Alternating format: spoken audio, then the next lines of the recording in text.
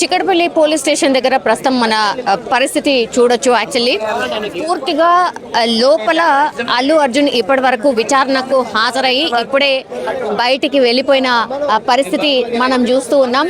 So Chikkadpally police station కి సంబంధించి ఎప్పుడైతే విచారణ ఇక్కడ జరుగుతుందో అప్పుడే తొక్కిసలాటలో జరిగినటువంటి వీడియో ఏదైతే ఇప్పుడు బయట చక్కర్లు కొడుతున్న పరిస్థితి ఉందో ఆ వీడియోలో స్పష్టంగా చూడొచ్చు.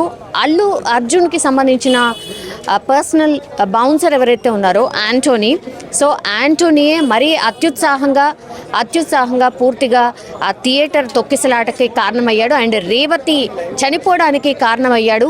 అంటే కంప్లీట్లీ అల్లు అర్జున్ని లోపలికి తీసుకువెళ్ళే టైంలో సేఫ్గా ఆయనను గార్డ్ చేస్తూ లోపలికి వెళ్ళేటటువంటి టైంలో కంప్లీట్గా అంటే పూర్తిగా పుష్ చేయడం కావచ్చు, అక్కడ ఉన్నటువంటి వాళ్ళందరినీ కూడా మొత్తం నెట్టేసే ప్రయత్నం చేసినప్పుడు అందులో భాగంగానే అప్పుడే రేవతి తన బిడ్డతో లోపలికి వెళ్ళే ప్రయత్నం చేయడం, అప్పుడే తొక్కిసలాట జరగడం, ఆ తర్వాత లోపలికి అల్లు అర్జున్ని తీసుకొని వెళ్ళిపోయాడు. కానీ ఆ తర్వాత ఏం జరిగింది అనేది వీళ్ళకి కనీస ఇన్ఫర్మేషన్ లేదు.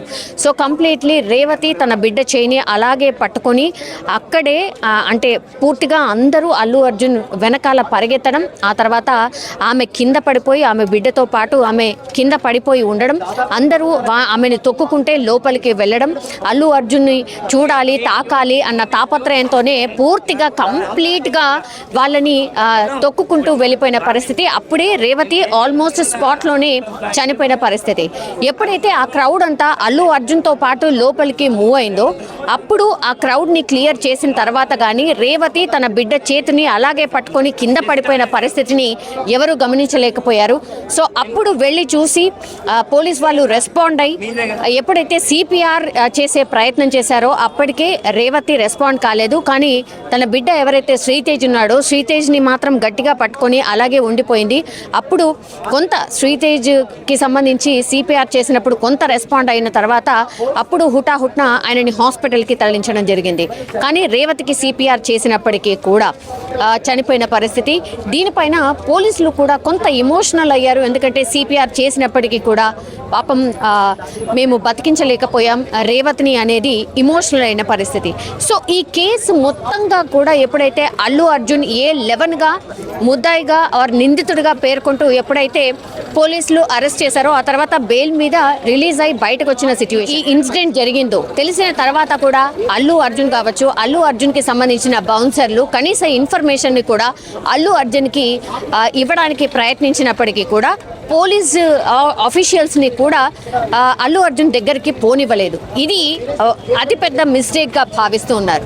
సో ఒక మనిషి చనిపోయింది, ఒక బిడ్డ చావు బతుకుల మధ్య ఉంటే కూడా బౌన్సర్లు కనీసం అల్లు అర్జున్ దగ్గరికి కూడా వెళ్ళనివ్వలేదు. అంటే ఓ మనిషి చనిపోయినా కూడా ఇట్లాంటి వ్యవస్థ ఉంటుందా, బౌన్సర్ వ్యవస్థ ఇంత దారుణంగా ఉంది అంటూ కూడా పోలీసులు కొంత క్వశ్చన్స్ చేయడం కావచ్చు, ఆ తర్వాత కొంత ఆగ్రహాన్ని కూడా వ్యక్తం చేశారు.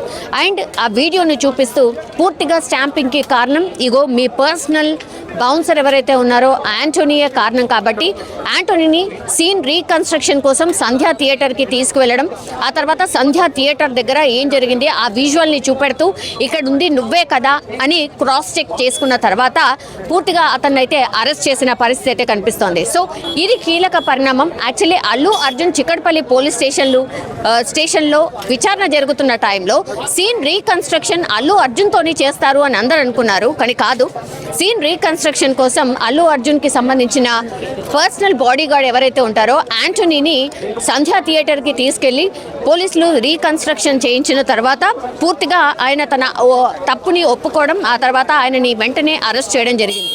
సో ఇప్పుడైతే అల్లు అర్జున్ ఇక్కడ నుంచి వెళ్ళిపోయారు, ఆ ఇంటికే వెళ్ళిపోయిన పరిస్థితి కనిపిస్తోంది. బట్ విచారణలో భాగంగా ఎప్పుడైనా సరే పోలీసులు అతనికి నోటీసులు ఇవ్వచ్చు, అగైన్ విచారణకు హాజరు కావాల్సిందిగా ఉంటుంది అనేసి పోలీసులు అయితే చెప్తున్న పరిస్థితి. అంటే పోలీస్ ఇన్వెస్టిగేషన్ ఏదైతే ఉందో అది ఇంకా కొనసాగబోతుంది, అప్పుడే అయిపోలేదు.